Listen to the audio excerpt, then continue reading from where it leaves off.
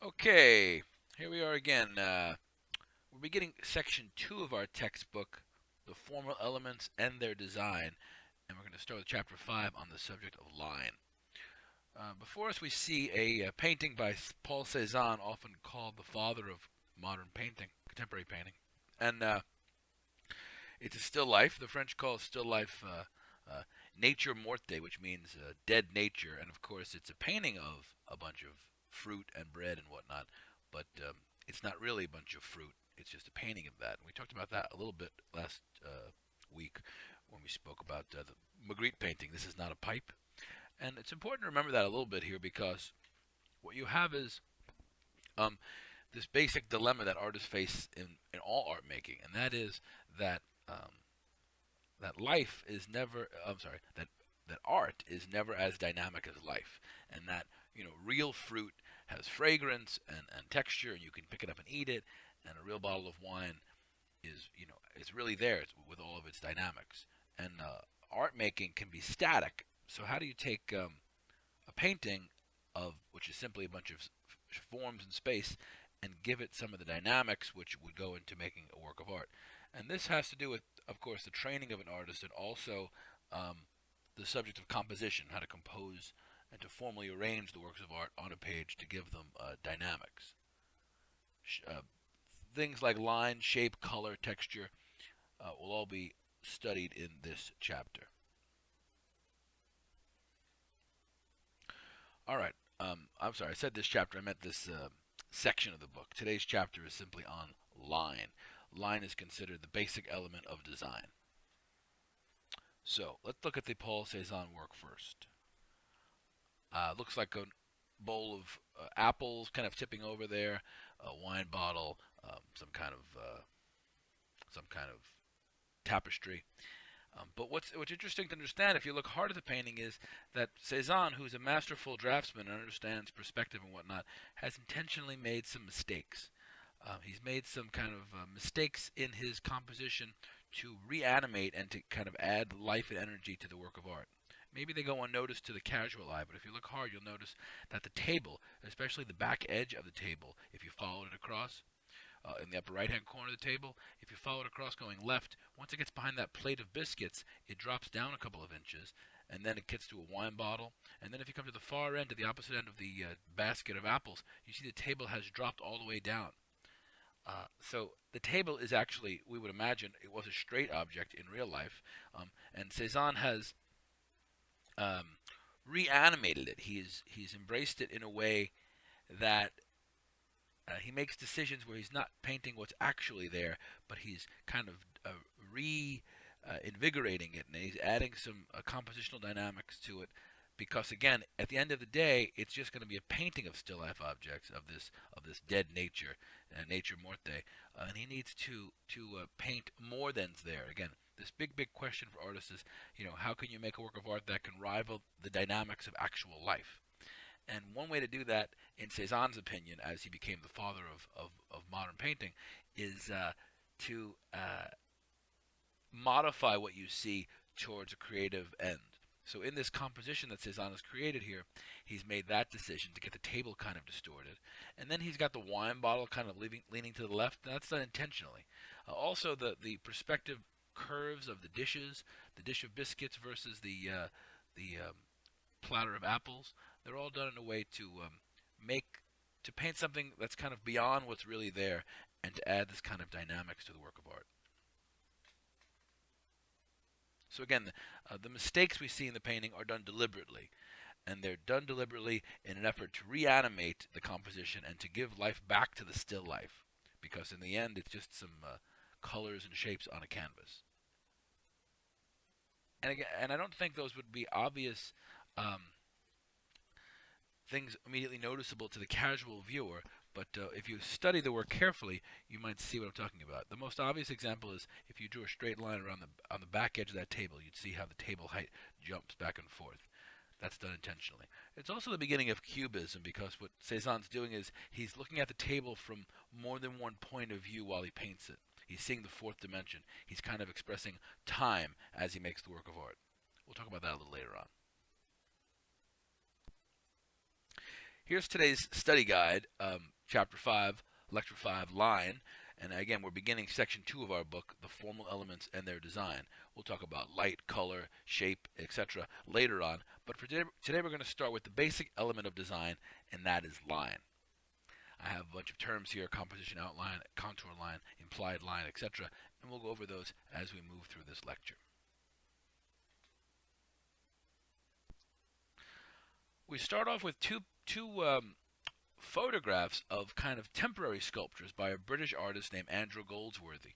He does some interesting things. He makes works of art that are very, very temporary, and then he photographs them to keep a permanent record of them. So he's both a sculptor and a photographer. His sculptures don't usually last very long. Usually they just last a few hours or maybe even a few seconds. If the wind came and blew this piece, those little flower petals, the yellow flower petals, would blow away. What he's done is he's just simply picked lots and lots of these yellow flowers, and then he's carefully placed them in a row on the edge of this irregular shaped outcropping of rocks. And he lives in England, so this is probably an English landscape. So he's made this very vividly yellow, organic line, which exactly mirrors and mimics the kind of random edge of this outcropping of rocks and boulders.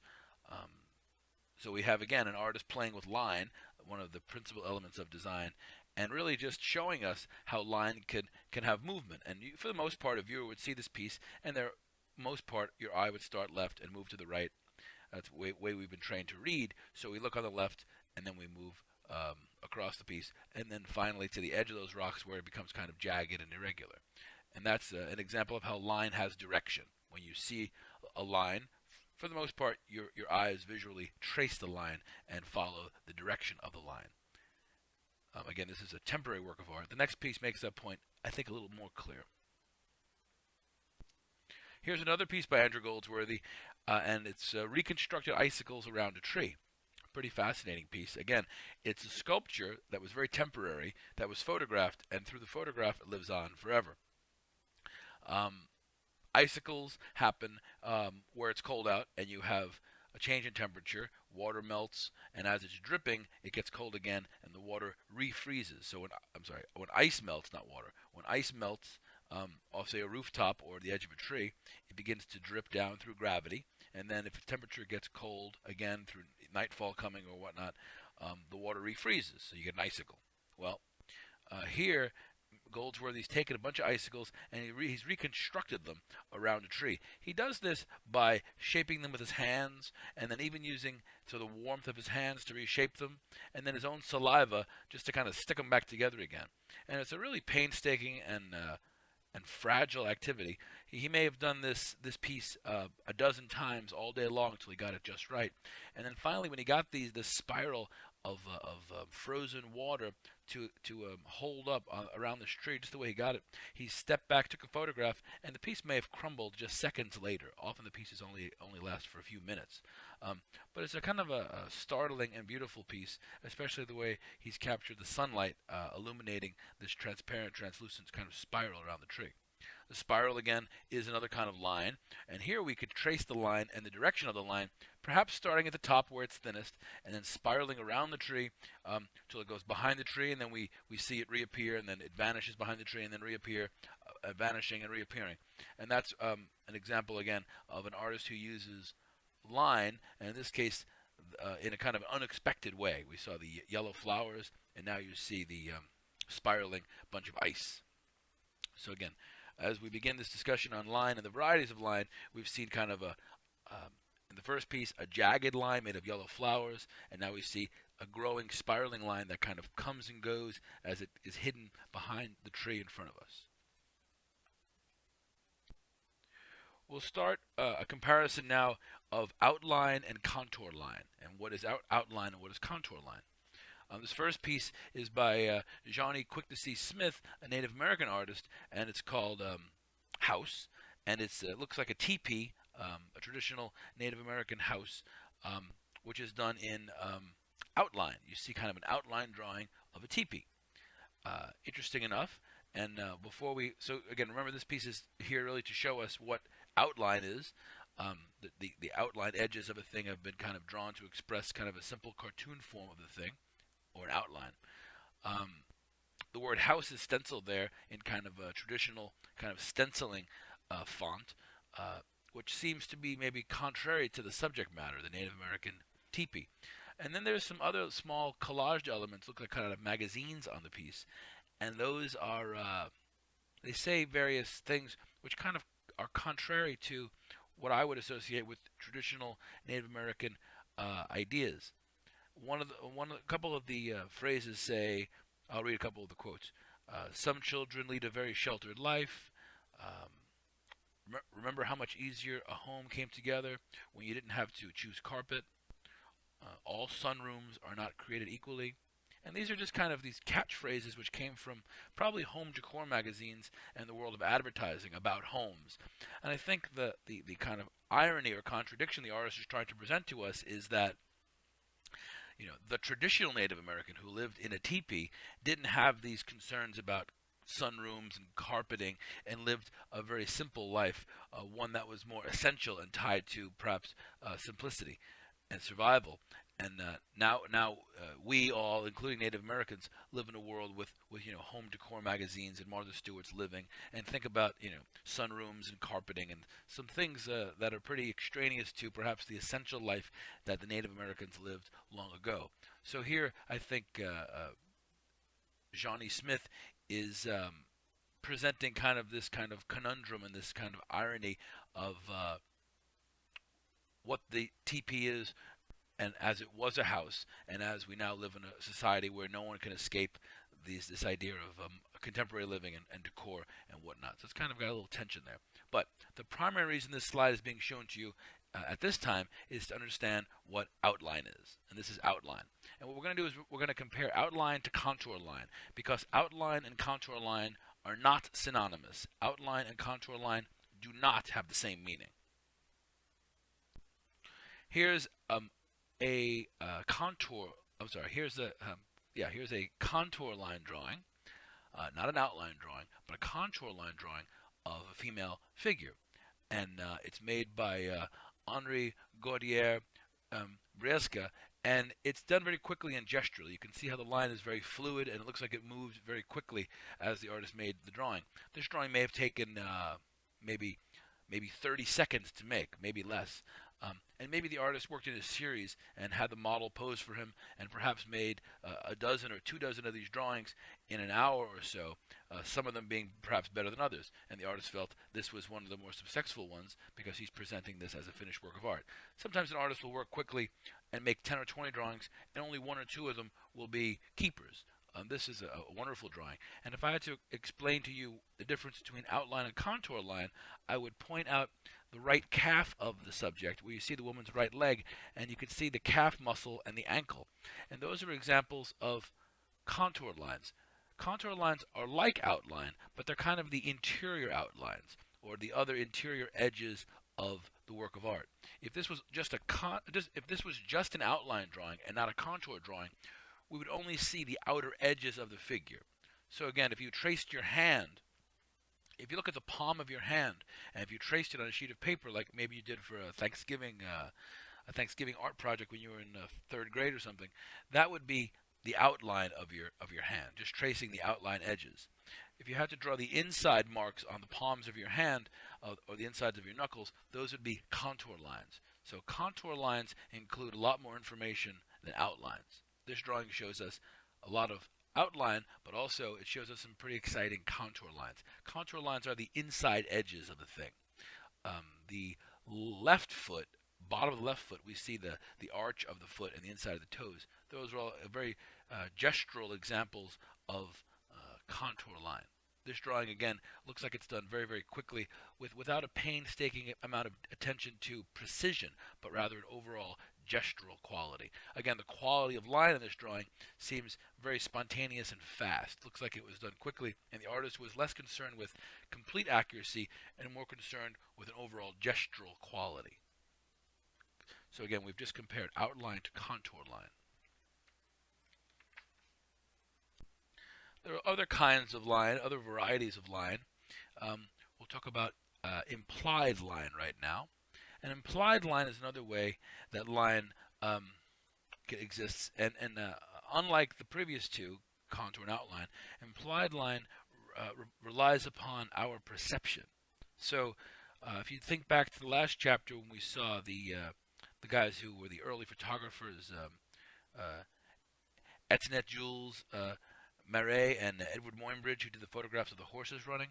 Um, the fact that we can put those horses running together and form kind of an overall line, that's an implied line. An implied line is something that isn't really there in front of you, but rather something that it's indicated and your brain kind of fills in the blanks.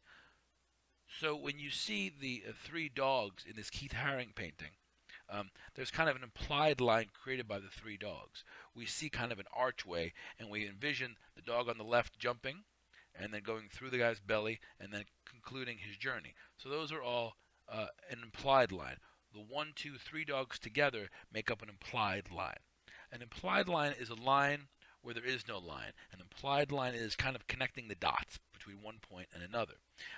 If you're literally waiting online at the bank or at a movie theater to get your tickets, and there's 15 or 20 people ahead of you, and they're kind of curving and wavering between the point you're at and the kiosk to buy your tickets. Well, that would be kind of a curving line, but that line is implied. It's not literally a line, but if you add the figures up together, the vertical people standing, you might wind up with a long wavy line. When you drive through a parking lot, and you see a bunch of those yellow safety cones lined up, perhaps like at an amusement park or a big department store parking lot. Together, those vertical orange cones could make up an implied line. Together, each makes up an implied line. So again, the implied line are not those little arching lines of motion that make it look like the person is waving their arms. Those would be called kinetic lines. But and you see those mostly in cartoon drawings, or perhaps in a slow motion photograph of a bullet coming out of the barrel of a gun. You would see those kind of sound waves. But the implied line is, again, not an actual line, but when you connect the dots of the three dogs and create kind of a overall line. Again, an implied line is perceived, not actual, and it's seen when you put things together in your brain.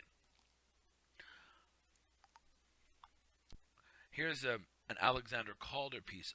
It's a sculpture, and this photograph doesn't do it much justice. Your book has multiple views, 3 separate views of the same exact sculpture, and these are something called a mobile. Alexander Calder is the artist who, in the middle 40s, 1940s, coined the term mobile. And a mobile is a kinetic work of art. A mobile is a work of art that's actually capable of actual movement. So in a mobile, things move around and the composition changes.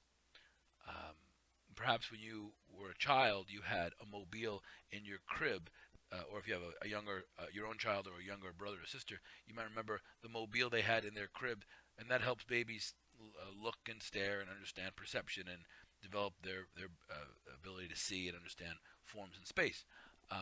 Alexander Calder is the artist who gets credit for inventing the mobile or coining the phrase mobile, and in this piece you see one view of a kinetic sculpture, but in your textbook you see 3 views of the same exact sculpture from the same point of view, but the sculpture moves to modify that composition.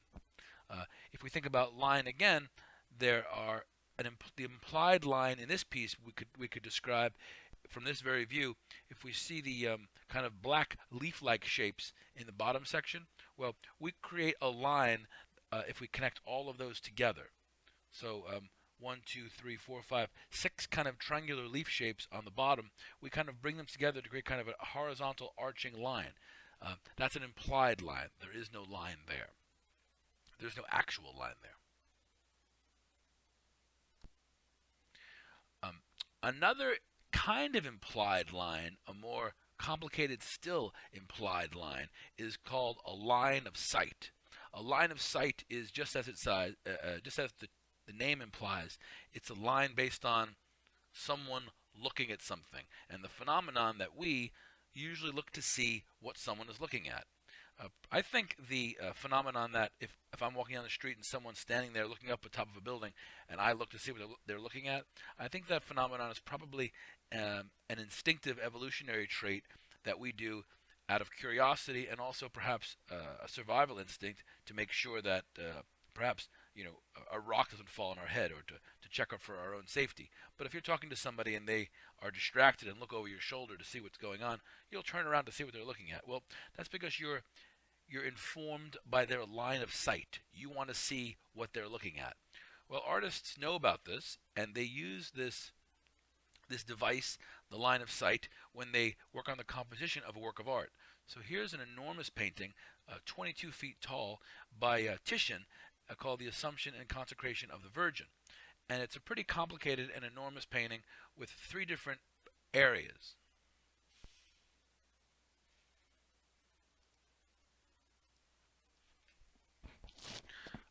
Okay, back to line of sight. If we look at this enormous composition, there's 3 main areas: the bottom, the middle, and the top. At the bottom, we see a congregation of people, and they're all looking up towards the middle of the canvas. So they have kind of a compositional line of sight where you can see that every single figure in the bottom section, who are down at ground level, where you and I would be standing, are staring up towards the middle, and they're kind of awe-stricken and devotionally looking up and stretching upwards towards the middle of the painting. And that forces us, the viewer, to look up towards the middle of the painting. So we follow the line of sight of all of those viewers, and we move up to the middle of the painting. And on the way to the middle, there's a bunch of little cherubs and angels who are also looking up towards the central figure, who is the Virgin. And in the consecration of the Virgin, this is the moment where Mary doesn't die, but rather just gets kind of transported up to heaven. We see Mary, and she's got her arms open, and she's staring up. And then we follow this next line of sight, and we move from the central figure, where we've already been drawn through this compositional device, up to the very top, where we see God the Father up in heaven, and he's looking back down at Mary. And one of the angels is staring at God, and one of the angels at the very top is staring back down at Mary. So the composition then returns to the center of the piece, and then we notice that there are actually a couple of angels who bring our eye back down to the bottom. So we have this kind of uplifting composition that brings us from the bottom to the center to the top, and then returns us back down, trickling back down to the bottom. And again, this is a compositional device. Composition being the idea where the artist carefully arranges the elements within the painting or sculpture for their own artistic ends. In this case, you can see how it ties into the narrative of the elevation and consecration of the Holy Virgin to get up to heaven, but also dynamically gets us, the viewer, involved in the painting. And again, a 22-foot tall painting is 2 stories tall. This is an enormous altarpiece where we see line of sight. Your textbook has a little schematic with triangles showing you perhaps more specifically how from the bottom we're drawn up towards the top, and then from the top back down to the middle and bottom of the painting. So again, we're seeing line of sight in good use. And again, the word composition can be described here as being dynamically done to bring us through the work of art, to understand the narrative, and also to give us a dynamic feeling of elevation, which again is the goal of the narrative, this kind of ascension to heaven. Autographic line. Again, we're talking about qualities of line now, different qualities of line. And autographic line is the idea that line can possess a certain intellectual, emotional, and otherwise expressive quality. Autograph, like for a movie star or a baseball player, when you ask someone for their autograph or your signature, it's the way you write your name. And each person's signature or autograph is more or less unique. I can counterfeit your signature. I can try to make a forgery of your signature, but it would still be me copying your autograph, your signature. So think of autograph just like a signature. It's the way one signs their name. When an artist makes a drawing, their autograph is all over the drawing, because their autograph is the way they make marks, the way they present a quality of line. The person we see here, named Pat Steer, has made a whole large body of work called Drawing Lessons, where she's kind of making forgeries of other artists' autographic line. She's making forgeries of the way other artists make their lines. But what she's done in these forgeries is she's removed the subject matter from the work of art. So here we see a non-objective painting with a certain quality of line. It's just a square inside a square. And if we look at the next piece, we'll better understand where she's lifted this forgery from. She's taken the forgery from the great Flemish painter Rembrandt, and here we see the three crosses, this kind of triumphant moment where the heavens open up and light comes down from heaven above as Christ has been crucified on the cross with the two thieves on left and right of him. And this is an etching, a very small etching. It's a printmaking technique we'll discuss in the weeks ahead. But if you remember now, the quality of line in the Pat Steer drawing, it kind of had this same autographic quality, the way Rembrandt makes his marks. I set up a slide now for a comparison of the two. So, we see here these two works of art side by side, the one on the left having no subject matter and being non-objective. So we have a non-objective work on the far left, and then on the far right we have this very specific subject matter of the crucifixion. Both works have the same autographic style. Pat Steer is counterfeiting Rembrandt's mark-making style and lifting the way he makes marks. So we can learn and reinforce two ideas about the course and subject matter right now. On the left we have non-objective art. On the right we have a representational work of art of a crucifix. The form in both works of art is similar, but the subject is very, very distinct. The one on the left makes no reference to the outside world. The one on the right makes a specific reference to a narrative from the kind of whole of Catholicism with the crucifixion. And again, the autographic style, like your own signature, is the way you make marks. The way you write your name is also the way an artist makes marks on a page. And here we're seeing Rembrandt's autographic style on the right, Rembrandt's autographic style being counterfeited or appropriated by Pat Steer on the left. She did another set with Vincent van Gogh, and we'll see those next. Here's Vincent van Gogh's famous Starry Night painting. It's a not a drawing or an etching that we'd seen from Rembrandt, but it's an oil painting on canvas. It's a very, very famous painting, Starry Night, and it shows us this wonderful expressive line that Van Gogh always includes in his work. We see the cypress tree below, kind of going up to the heavens. We see looks like an aura radiating from each of the night stars.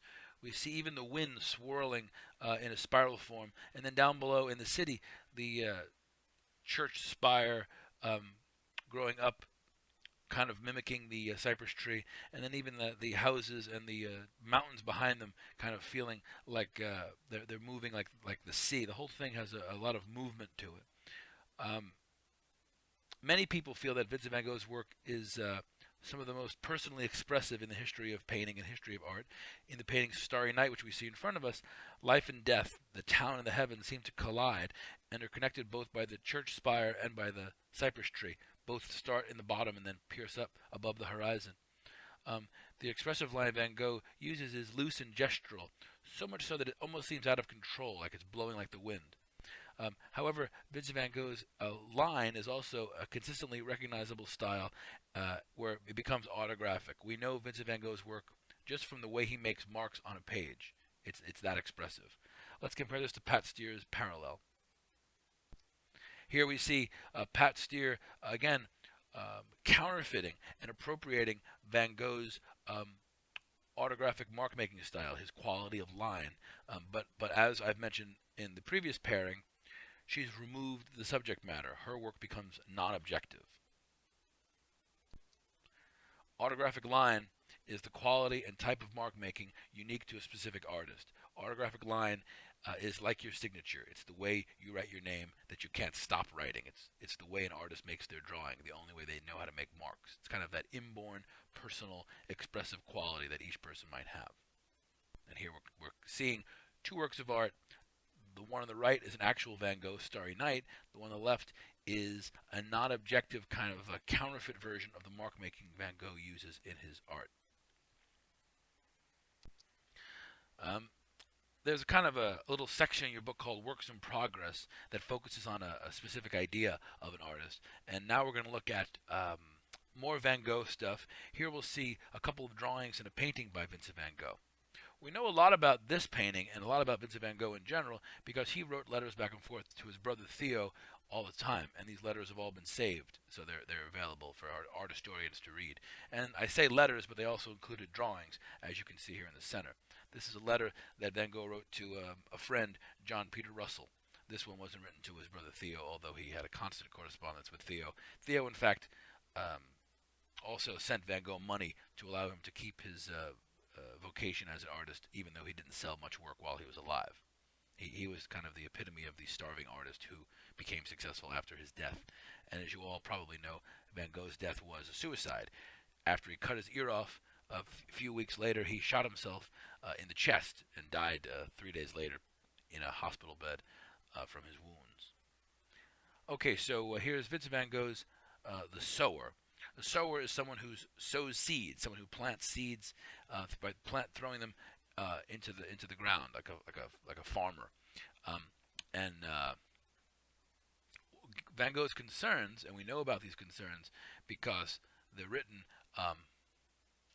into the painting, can be seen here.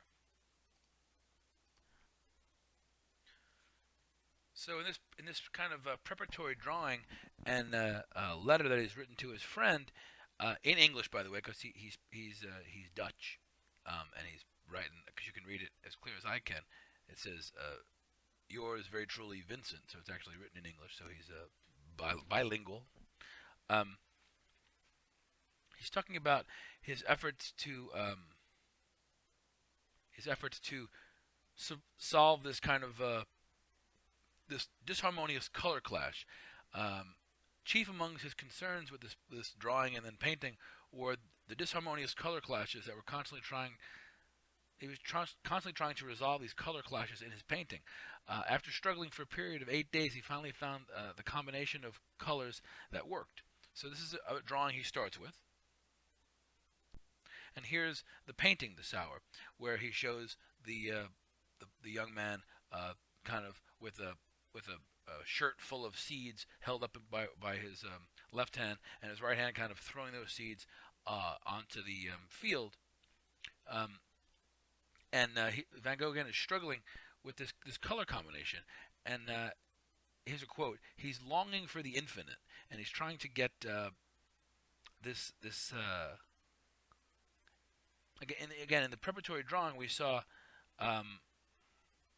this composition, and now we see in the final painting this blazing yellow sun in the sky with these kind of rays coming from the sun, and then the field of wheat, and then this contrasting complementary color blue in the foreground, and there's overall a kind of a disharmonious color clash.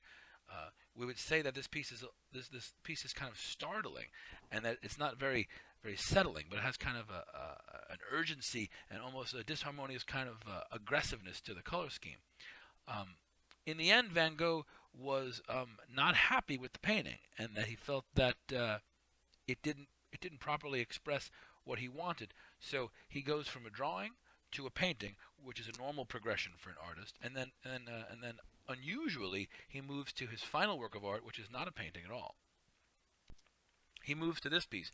This is the final piece in the series, and this is the piece that Van Gogh felt satisfied his desires. And astonishingly, he removes color entirely and makes this drawing where he enlarges the wheat, the sun, and the figure.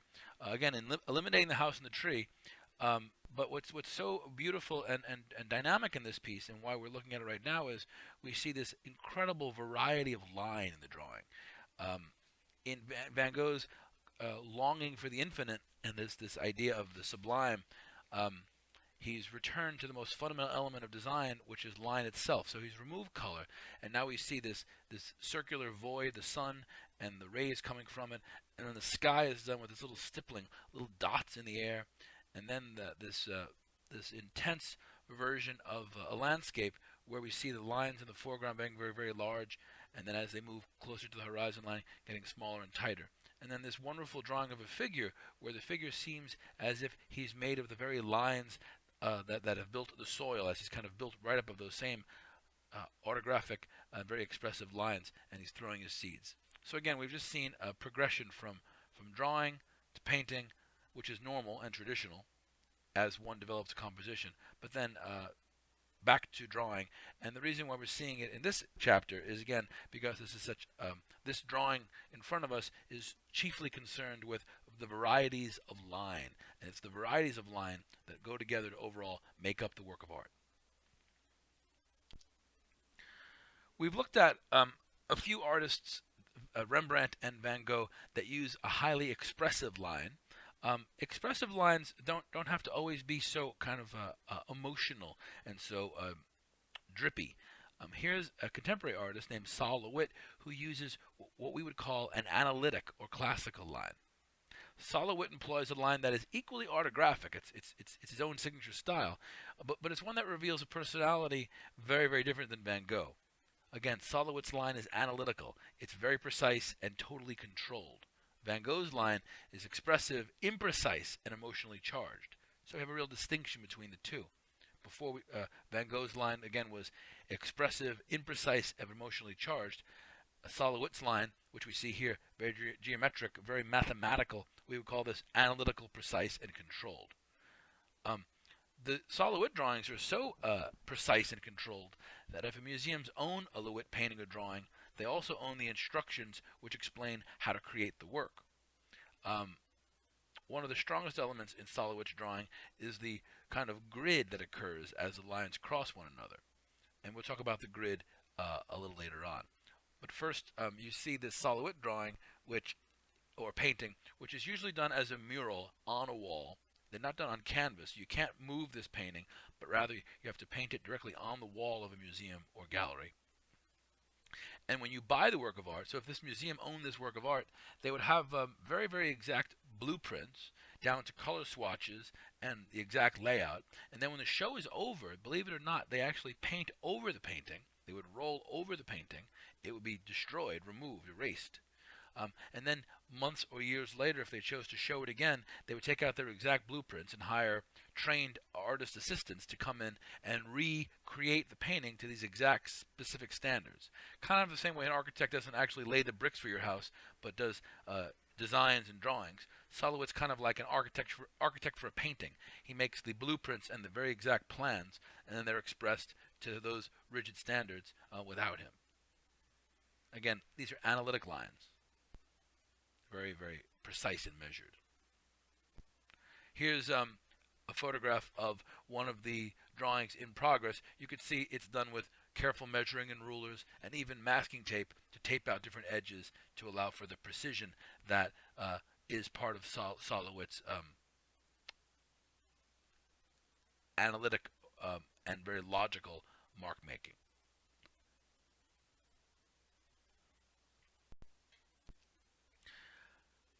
Sol LeWitt's mark making creates a grid in that it's like graph paper. There's kind of a degree of measurement and precision. Van Gogh's mark making, again, was highly expressive and imprecise, emotionally charged. Here we see a work by Jasper Johns. Jasper Johns is the same guy who made the painting that we saw called Three Flags in the very first chapter, or second chapter. Anyway, this one's called Numbers in Color.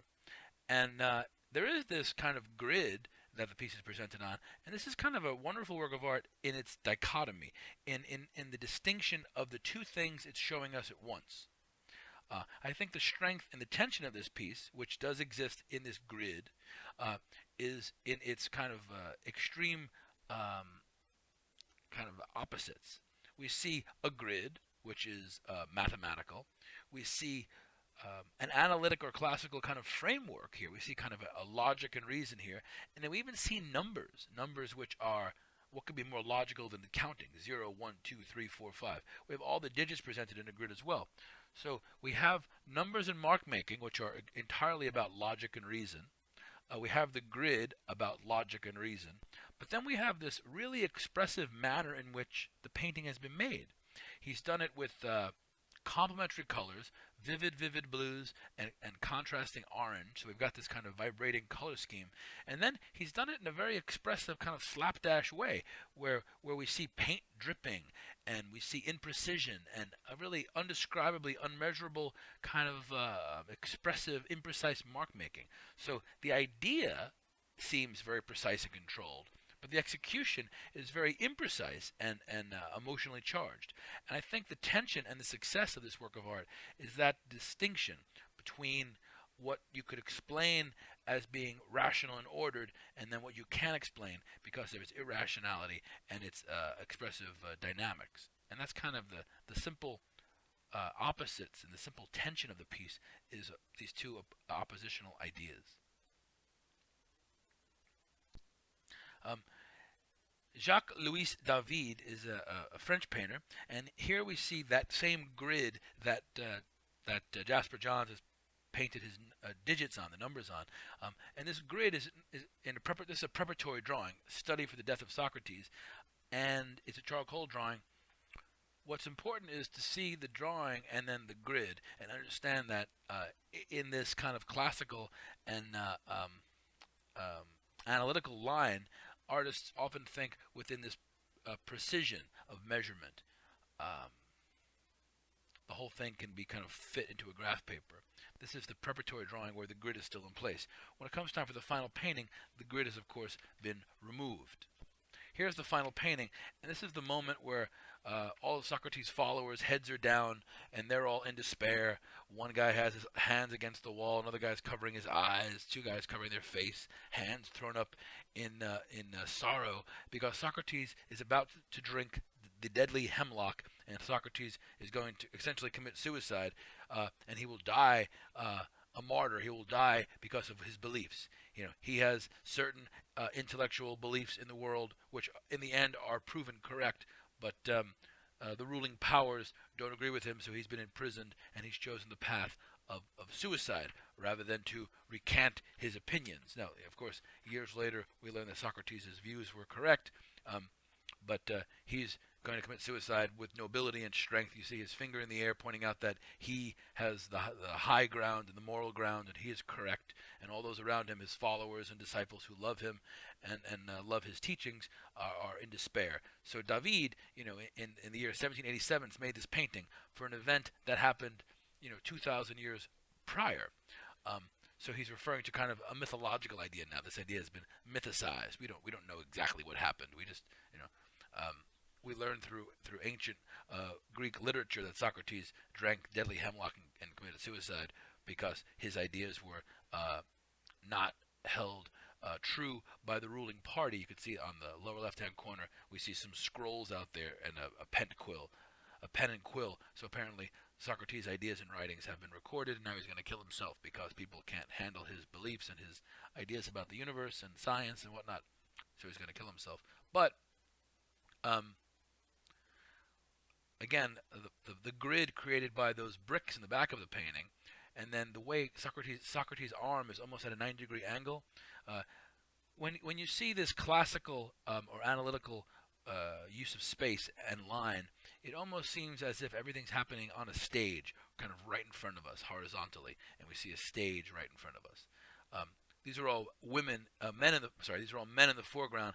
If we look in the distance, inside that archway, we see at least one woman in a smaller group of people kind of staring on to this event, but walking up the stairs. So here's, again, The Death of Socrates by Jacques-Louis David, and here we see a classical or analytical line. Socrates was all about logic and reason, so what more appropriate method of presenting his death than to show it in this analytical and kind of gridded out format. Contrasting the analytical or the classical is the romantic. Here we see a preparatory study by Eugène Delacroix, a French romantic painter who worked around the same time as David. Study for the death of Sardanapalus, and here there is no grid. There are no vertical and horizontal lines, no 90-degree angles, but rather lots and lots of curves. Here's the preparatory drawing, and I'll show you the finished painting. Here's the here's the finished painting, and again, this we would call this a painting in the Romantic style. It's extremely expressive. There's unlike the prior painting where we saw the death of Socrates, where everything looked like it was on a flat stage. Now we have kind of a diagonal recession, um, and we have figures and curves and movement, and a lot more a horse being reared in the foreground, human bodies being thrown around, and a lot more overall romantic dynamic space. So if we compare the two, the David piece versus the Delacroix piece, one of them is clearly logical and about order and reason and measurement and precision, and the other is by Delacroix that we see here is far more expressive, and we call this in the Romantic style.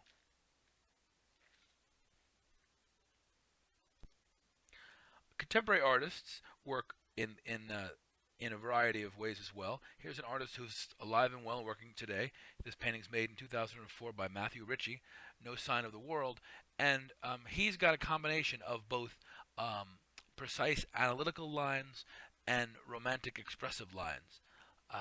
He works like many contemporary artists do. He works with a computer and with Photoshop and other kind of graphics programs to customize his images, and then he goes back and he paints them from his electronic efforts.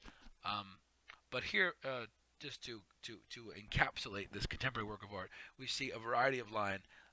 There being some very straight lines that have to do with order and reason, kind of in the underpainting, and then in the overpainting, a lot of these romantic lines. Again, I would say this painting also is more or less non-objective. I don't see any images from the knowable world. You know, one could argue it's an abstraction, perhaps, of a landscape, because it looks to be raining out, some kind of stormy activity happening. Hung Lu, another contemporary artist working today, a Chinese artist. She lives in America now, but she's a Chinese-born and trained. Has made this painting, and there actually are a number of works of art in our book by Hung Lu that have this expressive mark making, which ties into our discussion online. Let's move to one of the more dynamic pieces. Not a good example of line and mark making just yet in this piece, but here in this piece, the Three Fusions by Hung Lu. So again, the painter Hung Lu was born in China at the beginning of Chairman Mao's New Society, and at the time of the Russian Revolution and Chairman Mao, artists were trained to paint through this re-education of the working class. They were trained to paint in this social realistic style that was popular in Russia. Chinese society values social conformity over individuality, so there was kind of this group indoctrination of how an artist should make a work of art. And as an independent spirit, Hung Lu has worked against this training. Her painting here reveals the hypocrisies of the new society. She works from photographs and she looks for clues in her paintings. The Three Fusions depicts three concubines of the last emperor, the last prince of China, who was overthrown in 1911. So she's making a painting about the subject. She's making a painting about the subject of concubines and prostitution, and she has these three cages, but there are no birds in them. The birds are either dead or flown away. So she's making a painting that has some symbolic attributes. But again, in this discussion, we're looking at an artist who uses, I would say, a combination of both the analytical, rational, and the grid. So we see that analytical, ordered reason, where we see this very formal, rigid, stage-like presentation in front of us. But then she's countering that with the expressive mark making and the dripping that happens, and then also the subject matter, which is so emotionally charged as it reveals this kind of the end of imperial China and the beginning of communist China in her work. Now she's doing this in 1995, so she's obviously looking backwards on history of her country before. Richard Long is another British artist who, like Andrew Goldsworthy works in the outdoors. Um, he makes interesting kind of art in that he's a sculptor who considers these pieces sculptures, but they're always outdoors and they're always documented in photographs and in maps. Normally, let me explain what he's done here. This is called a line made by walking in England. And what Richard Long did in 1967 is he essentially walked back and forth on this grass field, um, and the only active sculpting or drawing he did was the evidence of his footprints that kind of pushed the grass down until it made this kind of dent in the lawn. And then he photographed it. And he called it a sculpture, even though it was a photograph. He called it a sculpture because it was um, a kind of a version of, let's say, carving or modifying space, in that he matted down the grass where his feet had walked on his path back and forth. He's done enormous walking pieces where he'll actually walk like across the whole of Spain, and then he'll in the museum he'll present maybe a photograph like this of a part of the walk, and then he'll have a map inset into the photograph which shows the path he traveled, and sometimes they're literally hundreds of miles long. But here's a smaller piece again called A Line Made by Walking in England. So believe it or not, we would call this a drawing because, again, its primary concern or primary element of design is line. Here's another work called A Line Made in the Himalayas. So in the Himalaya Mountains in India, Richard Long had made this drawing called A Line Made in the Himalayas, presented in photographic form, and often he would take some chalk or some snow, kind of like Hansel and Gretel, who leave a trail of breadcrumbs along their walk, and he'll leave a trail as he walks, and then he'll photograph it or part of it while he's walking, and then in the museum again he will present. Sometimes when the walk is so long that it takes days and weeks, he'll have a map of the site and kind of a simple drawing. So again, he's making a drawing on a more kind of geographic level, but still a drawing nonetheless, and also a work of art concerned with line, and we're talking about line in today's discussion. Here's another piece by Andrew Goldsworthy. We saw his icicle piece and his yellow flowers on rocks. This piece is called Hazel Leaves, and if you read the title line here, each is stitched next to each other with grass stalks, which were gently pulled by the river out of a rock pool and floated downstream to low water. So it's a very, very long title, which explains essentially how the piece is made, how it operates, and how it eventually is destroyed. So Andrew Goldsworthy has taken a bunch of these little flowers, hazel leaves. Not flowers, leaves. A bunch of little leaves, and he's pinned them together with these little grass stalks very carefully. If you look there, he's kind of pinned each one to the next. And then he puts them in this stream, and they float downriver, and eventually the spiral opens up, and eventually they're destroyed, and it kind of just breaks apart back to the earth. So again, here's a kind of sculpture which is very temporary. It's performative in that it floats downstream, but it's also documented in a photograph, and some of his work has been documented in films and videos as well.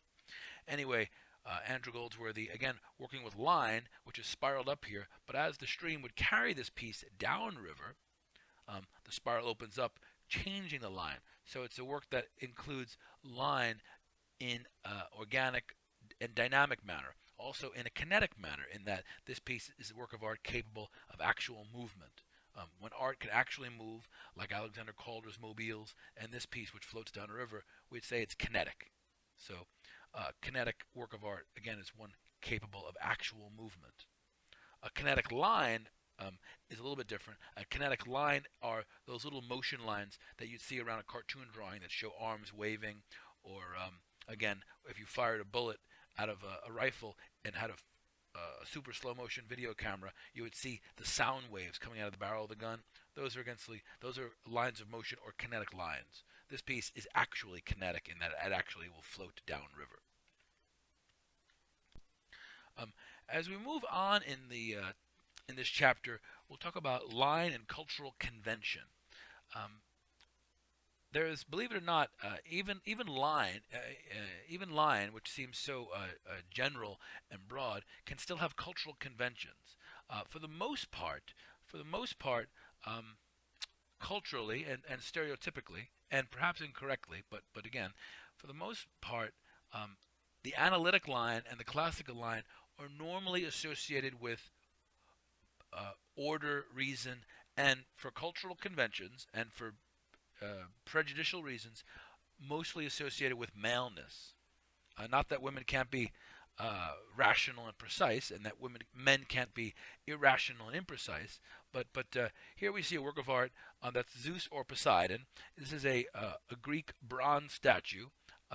Greek bronze statues, most of them were destroyed, melted down after the Greek Empire fell by the Ottoman Empire, by the Turkish Empire, by the Byzantine Empire, or by the Roman Empire, were melted down to make coins and weapons and other statues, because bronze has a huge recycling value and it's very expensive, especially 2,000 years ago. But this piece was found in a shipwreck off the coast of Greece about 20 years ago, so it's in really good shape. But we're not sure if it's Zeus or Poseidon. We're not sure if he was carrying a lightning bolt or a trident. If he had a trident, it's Poseidon. If it was a lightning bolt, it'd be Zeus. Anyway, this piece kind of shows us this stereotypical cultural convention of male as full of order and reason and analytical thinking. So we see this kind of classical 90-degree angle grid. We could still imagine, like the drawing for the death of Socrates, we can imagine kind of a piece of graph paper behind the figure, putting the figure into a grid and showing us these more or less vertical and horizontal lines. Let's compare that. Let's compare it here to Aphrodite, Greek goddess of love. And this is a Roman copy from a bronze original. So a moment ago we saw the bronze Poseidon or Zeus statue. Again, almost all of Greek statuary was originally bronze. Those were destroyed, melted down, but the Romans copied them in marble. So here's a Roman copy of a prior Greek statue, which doesn't exist anymore. In fact, hardly any of those Greek statues exist, as I pointed out, but the Zeus one was found in a shipwreck in the 20th century in pretty good shape. Anyway, here's Aphrodite, and this piece has obviously curving lines and less of a grid form imposed over it, and more of what we would call an expressive line, a romantic line. So there is this cultural convention, and again, perhaps prejudicially so, that that women are expressive and romantic and actually curvy, and men are rational and analytical and more geometric and blocky. Now that's just a cultural convention and perhaps an oversimplification, but nonetheless it has been presented by and large through a lot of art history. The next piece by this piece by Robert Mapplethorpe is a 1980 photograph of Lisa Lyon, and this shows us a kind of a combination of and brings into question the two prior assumptions and presents them simultaneously. Because again, Lisa Lyon is the first female Miss America, and we see both things happening at once. We see the classical analytical grid, and we also see the romantic curving and emotional lines. So here in the Mapplethorpe sculpture, we're seeing both ideas presented simultaneously, and that's kind of the tension of the piece. Again, Lisa Lyons is the first women's world bodybuilding champion, and Mapplethorpe has photographed her here in this classical manner, Lyons assuming a pose of extreme rigidity and angularity, suggesting both classical line and perhaps even masculine line. But at the same time, we see that she's also very, very much a woman, and on closer examination, we find that the classical line is betrayed by perhaps that tension between the two, the way her foot bends and the curving of her hips and lower legs, etc. So again, we have this tension so the prior two slides showed you the cultural convention of Zeus and man as rational and analytical, and Aphrodite and female as romantic and expressive and emotionally charged. And now we see in this Mapplethorpe photograph, kind of both pieces together. So an artist, again, who's aware of the cultural conventions is trying to redefine them by presenting them in a new and unique manner. Our final slide, our final work of art to look at today, is by the French painter Jean-Augustin Dominique Ingres. And no painter, perhaps, thought more thoroughly about and expressed the qualities of the curve. And this painting is all about the curve, especially as they relate to the female body. This is a painting called The Turkish Bath, where Ang has made this huge circular composition of female figures sitting in Turkish bath. We see the woman playing guitar with her back to us, and well, let me describe the overall narrative of the painting. This painting was criticized for its again, for its radical departure from what was traditionally considered painting, but some of the exciting things that Ingres puts forward here, I believe we can see the five senses at play: sight, sound, taste, touch, and hearing. And let's see if we can find all of these in this very circular and curvy work of art. First, we have the woman playing the guitar with her back to the viewer, and that becomes obviously a reference to sound. The guitar is something you can hear. Then we have two women fondling each other in the foreground, so that becomes touch. Two women hugging in the foreground, touch. So we have sound and touch. Then smell, the perfume held by the standing figure on the right, would introduce touch. You see, he has kind of a spray bottle in the background. Taste, and there's a tray of food in the foreground, and then again, sound, the guitar. So, and then sight, finally, the fifth sense. Above all, sight. For though the women are freed in this work from there are no men in this painting. It's all women, kind of a harem, Turkish bath, or I'm not sure of the exact narrative. Although there are no men there, Ingres the painter is a man, so the work is at least guilty of being stared at by the painter, who's man. So again, we have sight. We have sight, the viewer. We have sound, the guitar. We have taste, the food. We have touch, two women embracing, and we have smell, the perfume.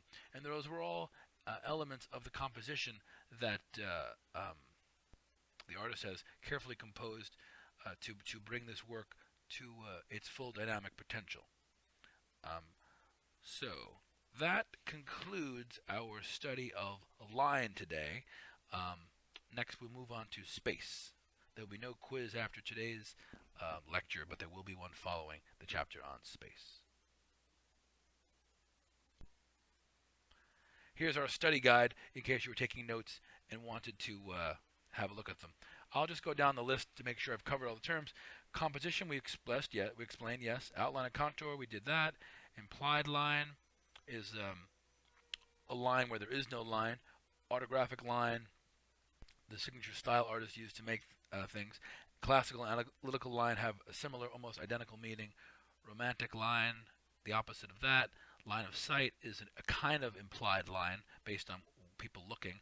Kinetic is art capable of actual movement. A kinetic line are those little wavy lines you see in cartoon drawing. Expressive line has a near identical meaning to romantic line, so you can connect those two. And then the grid is that piece of graph paper behind a work of art, usually done in a preparatory drawing, and often in classical drawings and paintings, there is that grid. Okay, we covered all those terms, and we're concluding the end of Chapter 5. Lecture 5 is completed.